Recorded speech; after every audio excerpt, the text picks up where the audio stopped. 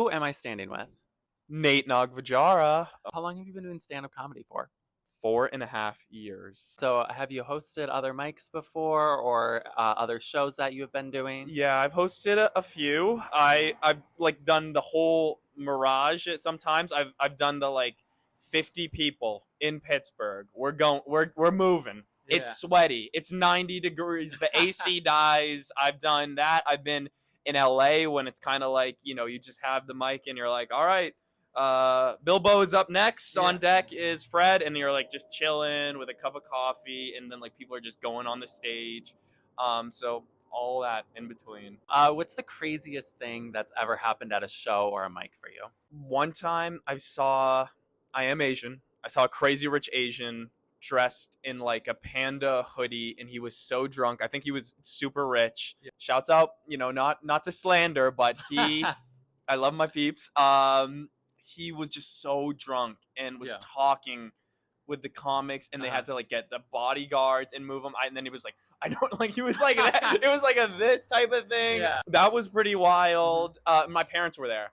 And so I was like, oh, mom, dad, like, this is what I'm doing. You're going to love it. And then like 20 minutes in, it was like early. It was the guy's like, you can't take me, please. You can't get me out of here. There was that. What's it like to perform stand-up in front of your parents and then just a regular audience? Do you feel a difference?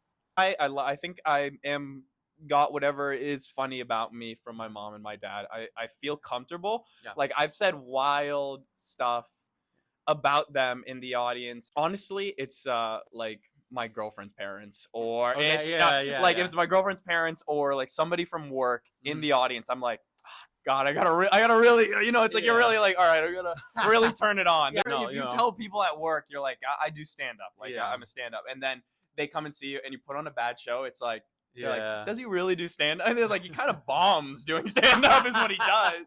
It's like you gotta rip. So what is something you hear from comics as like a joke topic or just a joke setup in general that you're kind of overhearing? You know how like some comics will be like, oh, the dating apps, or like something so like general. Like, is there anything you're kind of like, I'm overhearing? I don't know if I'm overhearing stuff. I think the apps are actually pretty apropos. Yeah. Well, I can do puns. Yeah, I can.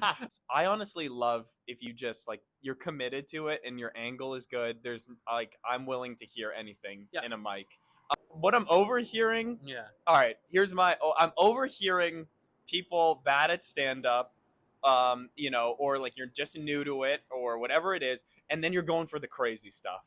Like you're going like, I'm doing the like, I'm gonna fuck Hitler as a baby. Like I'm over. Like I'm like, I just want to hear you talk about like brooms. Or I want to hear you do the innocuous stuff before I trust you to go along on this like crazy journey, if that will. Because it gets cringy, it gets awkward when you kind of, you're newer or you're not that good. But whatever it is, Ty, it's like, don't be illiterate in reading the room a little bit. Be like, just give me something funny. And if the funny is that like that topic that is taboo, I will love it. Do you agree with this? Do you feel like stand-up's more than telling a joke? I feel like it is. I think stand-up is a big practice in how self-aware you are sometimes.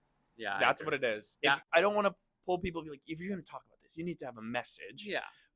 Or anything like that. I just think it has to be funny, and you have to like, sometimes you got to know like, all right, I'm in a room filled with like people, like a bunch of women, and they're all pregnant. It's like, maybe I don't do like the bit about like, I don't know, like 10 million abortions and like pregnant women are gross. Like it's simple as that. Like you have to be able to be like, how will this be perceived? Yeah. And how will I be perceived? Yeah.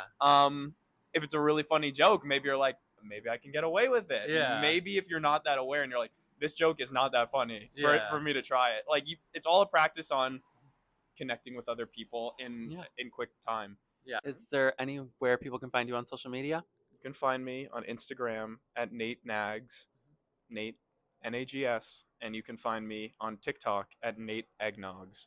I was like, we're giving face cards right now. Yeah. Face card. I was like, face card. We did a little turn in that. That's what we did.